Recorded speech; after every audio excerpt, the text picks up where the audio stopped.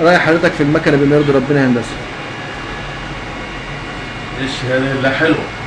هي يعني الفكره نفسها فكره ما خليناش عن بتاع الصين حاجه خالص. حتى فكره انك انت الحمايه بتاعتها، يعني هي لما خلصت الكولينج اشتغل لوحده التبريد وبيبرد حاليا في البورده. اول ما درجه حراره البورده هتبرد المكنه هتفصل لوحدها. ادي البورده حتى درجه حراره البتاع مش مسيحه لنا.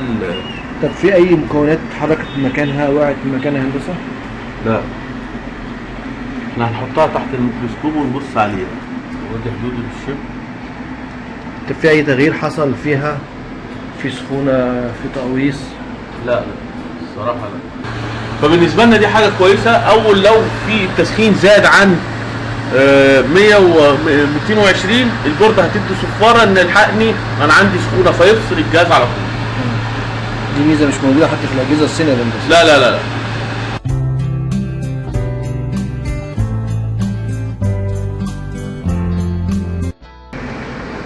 عايز احمد اتفضل.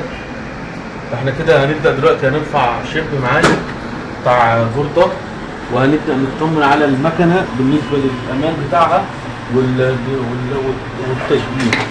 والتشغيل. هنرفع دلوقتي مكنه بتاع شبايه وهنشبكنها وننزلها من جديد، وبعد كده نشوف الدنيا فيها ايه. السلام عليكم. معانا النهارده الباشمهندس احمد في تجربه فعليه على رفع البروسيسور شركه 3 براذر وسط البلد 19 شارع البستان امام مول البستان. شركه 3 براذر. شركه 3 براذر الدور الرابع مكتب 43. الباشمهندس احمد هو مخرج هذا الماكينه. تمام. طبعا هو كان خلف الكواليس لكن كان معانا بافكاره. شغل ده كده يا هندسه. شغل.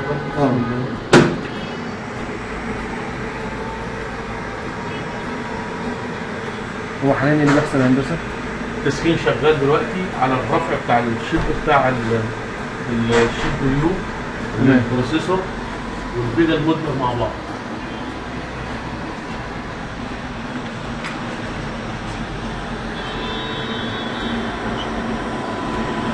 ودينا ايه كده ظبطنا الهيتنج تحت واللي فوق وبناء عليه بنرفع.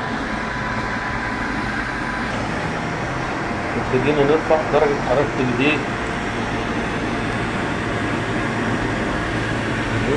فوق وتحت.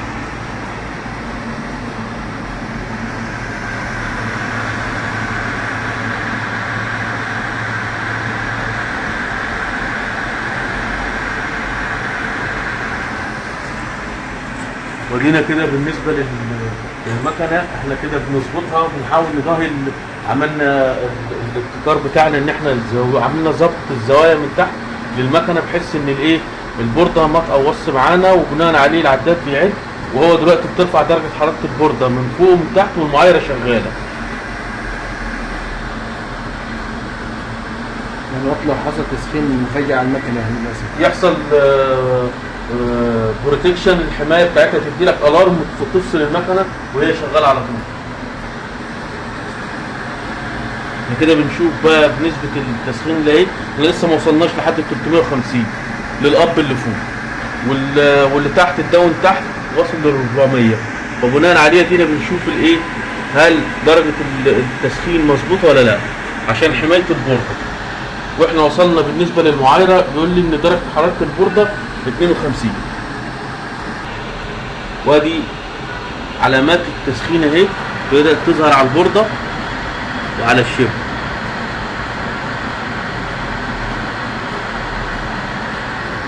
اول ما تعمل تدينا المكنه ستوب ستاند باي يعني تقف للاستعداد، هنرفع على طول بالفيكم بتاعنا. طبعا حضرتك شغال على حراره متوسطه مش حراره عاليه. لا مش حراره عاليه عشان خاطر ما اثرش على المذر بورد بتاعتي وانا شغال.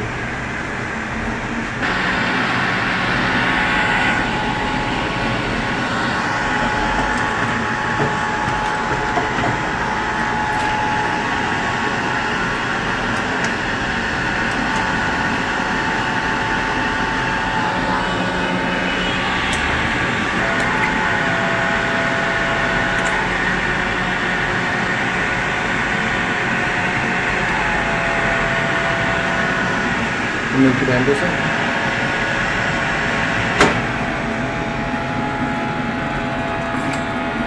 كده احنا رفعنا وبالحمايه، رفعنا الشبايه بالحمايه.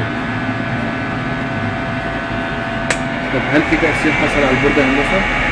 لا طبعا. وريني كده شكل البروسيسور.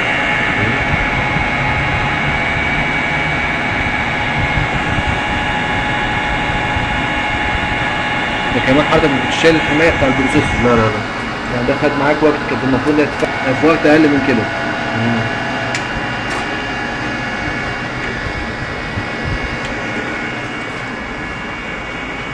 شوف كده هنا طلعنا البتاع وهنوريكم البورده بعد وحاول يحصل لها كولينج.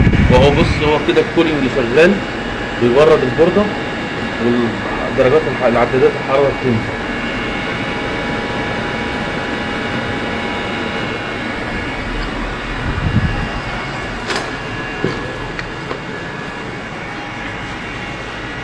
رايح حضرتك في المكنه بما يرضي ربنا يا هندسه؟ لا حلو. هي يعني الفكره نفسها فكره ما خليناش عن بتعسين حاجه خالص. حتى فكره انك انت الحمايه بتاعتها، يعني هي لما خلصت الكولينج يشتغل لوحده التبريد وبيبرد حاليا في البورده. اول ما درجه حراره البورده هتبرد المكنه هتفصل لوحدها. ادي البورده حتى درجه حراره البتاع مش مسيحه لنا. طب في اي مكونات اتحركت من مكانها، وقعت من مكانها هندسه؟ لا، احنا هنحطها تحت الميكروسكوب ونبص عليها. اتفضل. بس مفيش اي شيء اتعمل خالص. كده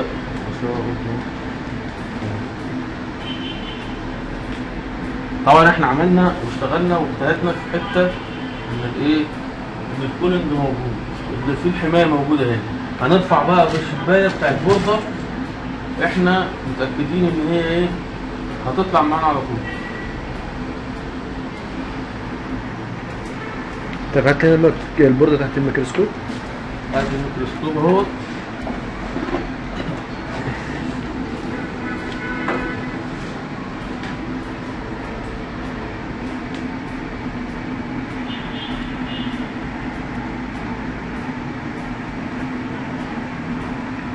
ودي حدود الشب. طب في اي تغيير حصل فيها؟ في سخونه، في تقويص؟ لا لا الصراحه لا.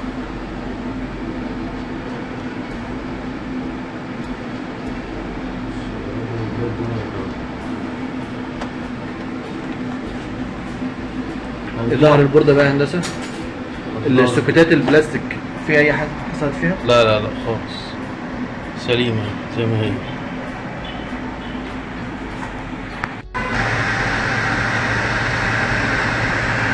هو هنا عندي الميزه الحلوه ان كل العداد ما بيرفع بياخد راحته معايا في الرفع. يعني مش اللي هو ايه ان انا بروح مدي الهواء بسرعه. بص، في نسبه التحكم في الهوب، في الهيتنج في الهواء وفي السخان. وانا بعمل كده بدي مثلا لقيت ان ايه درجه الحراره محتاج ان انا انزلها سنه، اروح موطلها عشان انا سريع كده، واروح مقلل الايه الهواء والفولت اللي بيدي للهيتنج عشان يخف على الحراره بتاع البورده، يخليها بايه براحتها خالص، بحيث ان احنا ايه ما ناثرش على البورده. واحنا شغالين العداد اللي هو الالارم المعايره بيقرا لي ان درجه حراره البورده نفسها ما بين الطبقه اللي فوق واللي تحت مديالي 119 فولت. فبالنسبه لنا دي حاجه كويسه. اول لو في التسخين زاد عن 100 و 220 البورده هتدي صفاره ان الحقني انا عندي سخونه، فيفصل الجهاز على طول.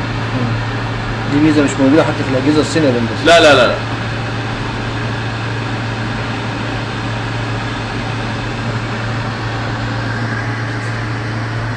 طب وحضرتك شغال البورده بيحصل لها اي تغيير حضرتك شايفه؟ لا لا لا مفيش لحد دلوقتي. احنا شغالين تمام التمام، الدنيا تمام قوي يعني. الزراير ده الستوب في حاله ان انت عايز تسخن لدرجه حراره معينه وحسيت ان انت هتعمل حاجه ومشغول عنها، تروح فاصل المكنه وتسيبها تكمل. ده الستوب وده الستارت بتاع المكنه. ده طبعا الاب هيت اللي هو بتاع الهوت اللي فوق، وده بتاع الفيكيوم اللي هو انت ممكن تدوس عليه وتشفط بسرعه بطريقه غير عاديه بحيث ان انت كرات القدير تفضل سليمه زي ما هي. والتاني ده عداد المعايره زي ما اتفقنا، وده عداد الداون اللي تحت بتاع الهط اللي تحت. اما هنا بقى ده عندنا زرار مباشر يخلي لنا الشفاط اللي هو بيشفط القدير بسرعه يخليه يفضل شغال، وده الكولينج اللي بيبرد، وده الليزر علامته الليزر لو انا عايز بفصلها بعد ما بعاير بيها، يعني انا وازن البتاع اهو وهي واضحه دلوقتي، فانا عايز الغيه بقى خلاص انا ظبطت البورده وتمام التمام، فاروح قافله بحيث ايه ابدا اشتغل عشان تبقى فيه وضوح، عشان ما يعمليش الاشعه العكسه بتاعتي وانا شغال. جرب كده. ايه الهود بتاعنا ودينا رفعنا الشفط الهواء الدنيا اهو، بص كده اهو، بمجرد بعمل كده يروح واقع مني على طول. كده احنا عملنا ايه بقى؟ رفعنا وظبطنا، صورنا لنا 3 براذر، ده المكتب المركز منفذ البيع للمكن ده. اي حاجه احنا بالتعاون مع الباشمهندس جرجس هو المنفذ، معانا طبعا جنود تاني اسمه الاستاذ شريف هو المصمم الشكل العام بتاع المكنه، اما الكنترول فطبعا ايه الباشمهندس جرجس، اما الاخراج فللعبد لله. ومحتاجته المكنه دي احنا طبعا بعد مجهود وشقه مثلا من 20 واحنا شغالين فيها، فاحنا بنحاول نعمل حاجه لينا وللعميل. هي الفكره كلها ان احنا عايزين دعم كايد مصريه وافكار مصريه، بدل ما نروح نجيبها من الصين ب 160 و170 والمستغلين عندنا كتير بيستغلوا فينا، فقلنا نفكر انا والراجل الطيب ده والراجل التاني اللي معانا، فقعدنا وابتدينا ننفذ فيها، والحمد لله رب العالمين طلعت بالشكل اللي انتم شايفينه ده. والحمد لله ادعوا لنا بقى ان ربنا يكرمنا وناكل من وراها عيش ونشتغل، واللي يحتاج المكنه دي احنا اخواتكم وايديكم بايدينا وتساعدونا، وان احنا نطلع افكار جديده. احنا مش عايزين مساعده ماديه ولا فكريه، احنا عايزين ابتكارات. احنا بنبتكر وبنحاول وربنا يكرمنا ويكرمكم معانا جميعا. والسلام عليكم ورحمه الله وبركاته.